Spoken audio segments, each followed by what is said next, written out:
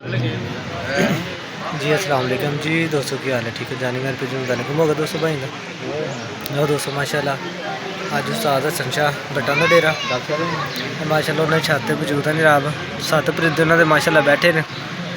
6:35 हो गए हैं। 4 परिंदे माशाल्लाह उन्होंने निकले ने।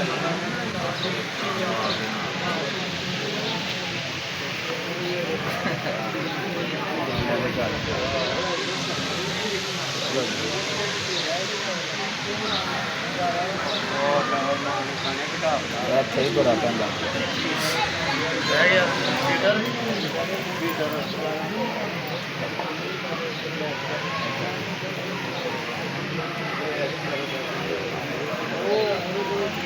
ਆਹੋ ਉਹ ਬਹਿ ਗਏ ਉਹ ਇਹ ਬੜੀ ਆਪਣੀ ਤੇ ਆ ਗਿਆ ਕੋਠੇ ਹੀ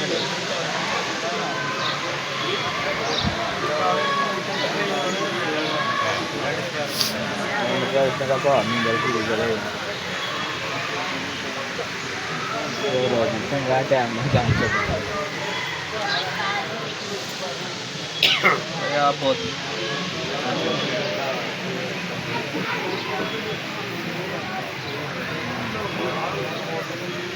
नहीं तो 5-6 सुना